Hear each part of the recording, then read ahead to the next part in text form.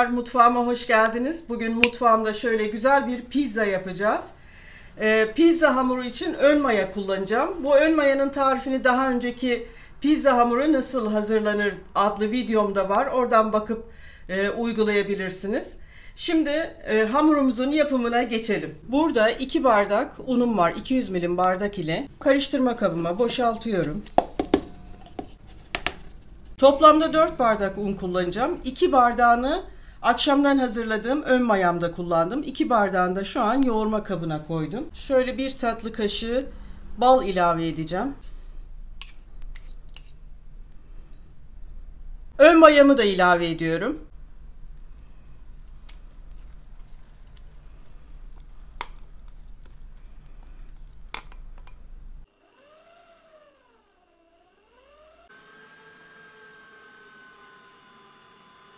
Şöyle toplamda yarım bardak suyum var.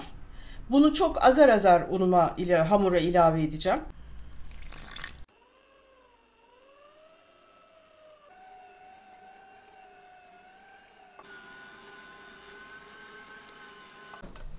Tam bu aşamada tuzunu ilave ediyorum.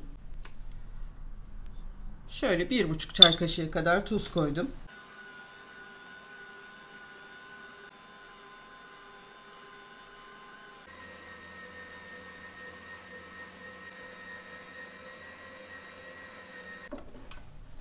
Evet, hamurumuz çok güzel yoğruldu.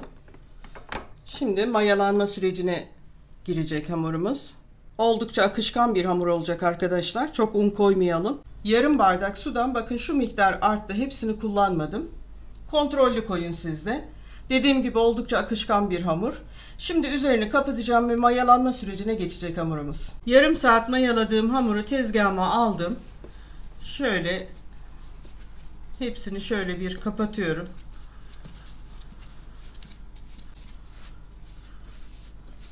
Şimdi ben bunu ikiye böleceğim. Her bir parçayı beze haline getiriyorum.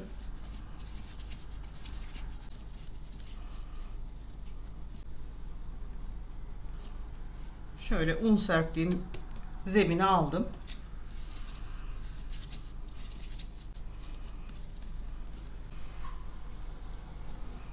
Evet, mayalanma işlemi burada devam edecek.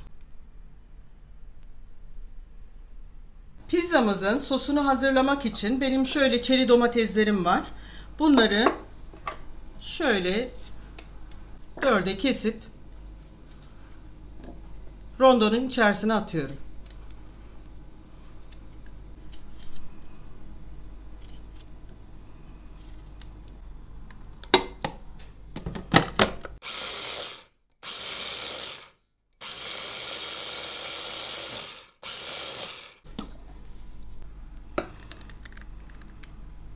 Domates sosunun içerisine şöyle bir çay kaşığı tuz koydum. Çay kaşığının ucuyla karabiber. 2 çay kaşığı da kekik koydum. 3 yemek kaşığına yakın da zeytinyağı ilave ettim. Evet. Pizzada kullanacağımız sosumuzu da hazırladık. Pizzamda kullanacağım pastırmaları şöyle katlarına ayırıyorum.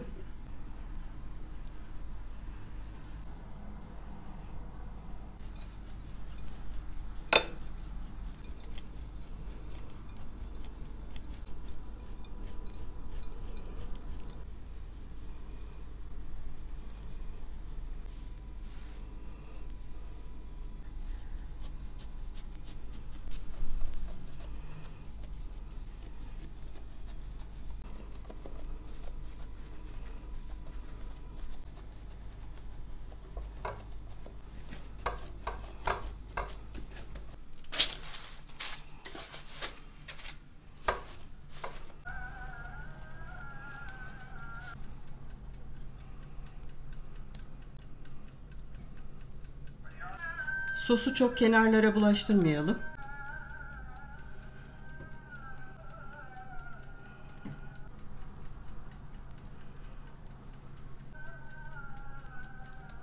Kaşarı hem sosun altına çok az koydum, hem de üzerine biraz koyuyorum. Fırını en yüksek derecede, fırınınızın en yüksek derecesi hangisiyse ona getirin, ısıtın güzelce. Ve fırının alt gözüne koyacağız arkadaşlar şimdi öncelikle pizzamızı. Isıttığım fırına gönderiyorum.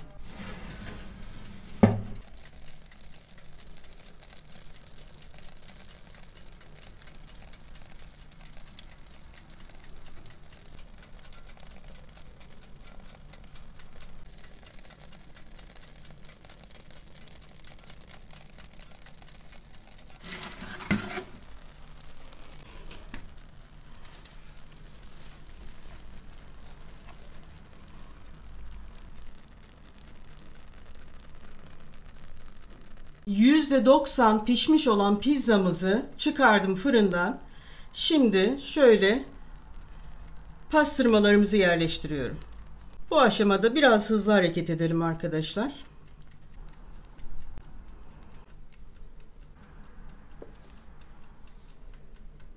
Üzerine biraz zeytinyağı gezdiriyorum. Çok değil.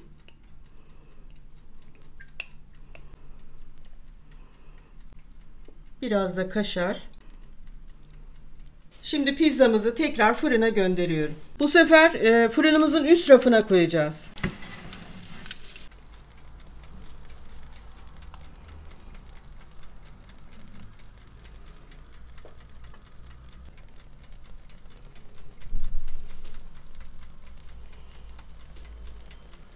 Pizzamızı fırından şimdi çıkardım. Tabii biraz dinlenmesi lazım. Sonra dilimleyeceğim arkadaşlar.